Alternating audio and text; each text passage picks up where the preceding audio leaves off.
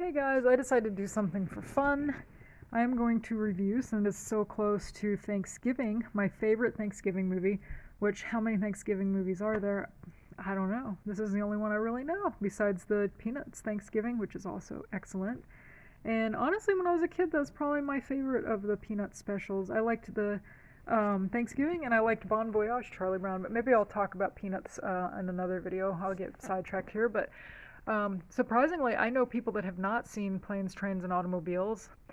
And honestly, I don't think I saw it once when I was a kid, and then I didn't see it again until I was like an adult. But it's one of my top five favorite comedies. Maybe by the end of the video, I'll give you a list of my five favorite. But if anybody hasn't seen Planes, Trains, and Automobiles, what it's about is it's got John Candy and Steve Martin, and it came out in 1987. It's a John Hughes movie, also, the guy that did 16 Candles and Breakfast Club. And what it's about is Steve Martin's trying to get home for Thanksgiving to see his family, and he's trying to get a cab to get to the airport. And at the beginning, this I'll just skip spoilers because the movie's so old. I don't know how many have seen it. I hope if you guys haven't seen it, then I'm kind of envious of you because you're going to get to watch it for the first time if you take my advice and go watch it because it's so funny. Um, he's trying to get a cab to get to the airport, and John Candy's character ends up stealing the cab from him. He has to go through all this shit to try to get a cab, and he finally gets one, and then he takes it. So he's at the airport, and he sees John Candy. And one thing I thought was funny about this too is he's at the airport and he's reading like this kind of like smutty book, John Candy is, and it's called The Canadian Mounted. And it's like if you're gonna read trash like that, you think you'd read it in the privacy of your own home, not like in an airport lobby. But anyway, it was pretty funny. And so he's like, I know you, don't I? And then he's like, yeah, you stole my cab. And things are already getting off to a rocky start. But John Candy's just kind of this pest. He doesn't know when to shut up. And he's like, why don't I buy you a hot dog then? No. How about a glass of milk? No. A coffee? And it just goes on, you know. And Steve Martin's getting really irritated with him. And they finally get to go on board the plane. And guess who he gets to sit next to? Right in between John Candy and this old man. And there's a deleted scene with the old man that's kind of funny too. If you guys, I think it's on the DVD or it was on YouTube at some point. But uh, so he's on there, and of course the plane, the weather's bad, so they're not going to be able to land in Chicago because that's where they're going. It's going to have to land in Wichita instead. So he gets to Wichita, and he's trying to call the hotels, and John Candy finds him, and he's just like, we'd have more luck playing pickup sticks with our butt cheeks than to get on a plane tonight, and all this stuff. And so he tells him that he called the Braidwood Inn. Well, Steve Martin was calling all these hotels, and so they go together. They share a cab, and the cab's really funny. This guy has like this hula girl on it, and it's really funny. So he takes him to this place, the Braidwood Inn, and then they find out that there's only one room left, and it's a single bed. So they're gonna have to share the bed, and that's when it just gets really funny. They're in the bathroom. Steve Martin goes in the bathroom to wipe his face, and he picks up John Candy's so fat, he picks up his underwear thinking it's a towel.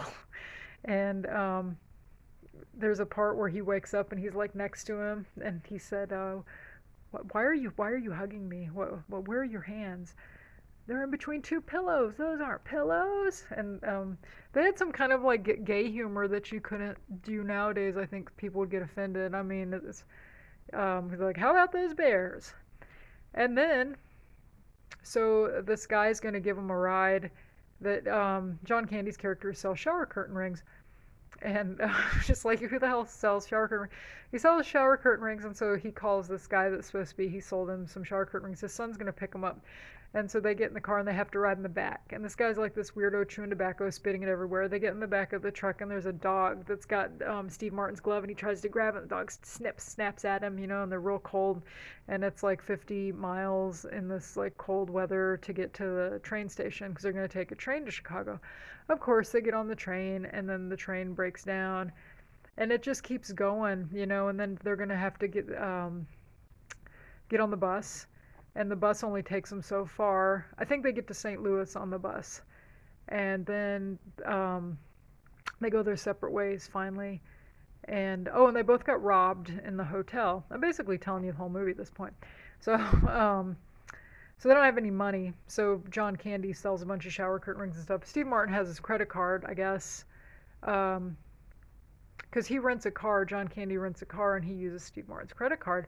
And he didn't know, when he finds him, because he goes to rent a car and the car's not there, and he gets in a confrontation with the woman working there and tells her off, and he wants a ride, and so he insults his cab driver.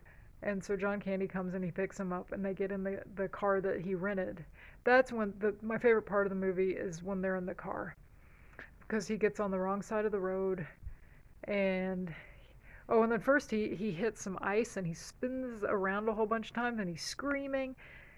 It's just great. John Candy, and they were so great because Steve Martin plays like the straight man in it, and he's just kind of this uptight um, stick in the mud, whereas John Candy's kind of this lovable fat guy, and he's really funny because I love John Candy's great. And the best part to me of the whole movie is the part where they're going the wrong side of the way on the highway, and this car's like trying to roll your window down. What? You're going the wrong way. Oh, how do they know where we're going? He's drunk. He's drunk. And then they go right between two semis, and it's so funny. And part of the reason I think I like this movie so much with the cars and everything, my best friend is like the worst driver. I mean, maybe not the worst. He won't watch this anyway, so I can talk shit about him. He's a really bad driver, and he's been in like I don't know how many accidents. We made a joke one time when I worked at the university. They make us go to these stupid retreats. We had to go to one, and they gave everybody a piece of paper, and it would ask you different kind of things to get to know everybody, even though you already knew the people you care to know about. But my other friend that was in the class with us worked there. He made a joke one time because somebody got this paper that said, "How many car accidents have you been in and why?" And he said, "It's a good thing this other guy didn't get that. We'd be here all day." And then he starts going through the wrecks, and we're like, "Okay, we don't have time for this," because really he's been in. I think he said he's been in more than 20, or no, maybe it's more than 30, less than 40. And I mean, none of them were like real serious. They were all kind of like fender bender type wrecks. But I've been in the car with him lots of times when bad things happen, and so I can kind of almost I can relate to that movie. We never went between two semis, thank God, but there was one time where he fell asleep at the wheel and almost hit a guardrail. That was scary. And then he made it like it was no big deal, and everybody in the car was all shaken up, and it's like, it was kind of a big deal, but so it's a fun movie.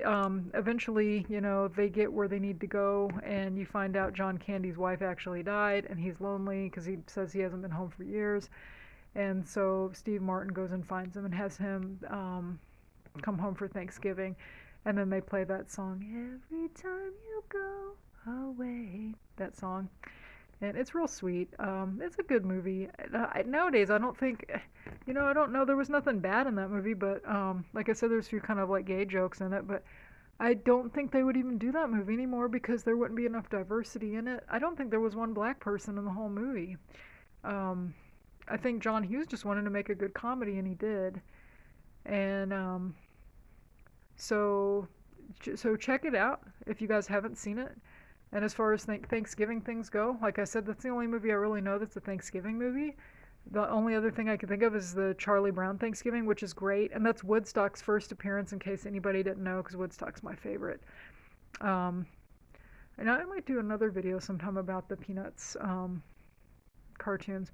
But yeah, so I told you to tell me my top 5 favorite comedies. These are in no specific order. I'll probably forget some now too. Planes, Trains, and Automobiles. The Cable Guy, if you haven't seen it. It's kind of dark. It's funny. The guy in it reminded me of my friend Rich. Made videos about Rich. He was the town drunk. Like really, he used to even make jokes. He said if they were gonna make a movie about my life, the only person you get to play me is Jim Carrey, and it's like true. And I used to really like politics aside. I know he's a leftist, but he was funny. He was funny as hell back in the day. Dumb and Dumber would probably be on there. That's 3. I don't know if you'd count. I like Revenge of the Nerds. That's funny. Um, and of course, Pee Wee's Big Adventure. So those would probably be my top 5. So anyway, go watch Planes, Trains, and Automobiles if you haven't seen it. It's a really good movie. Bye.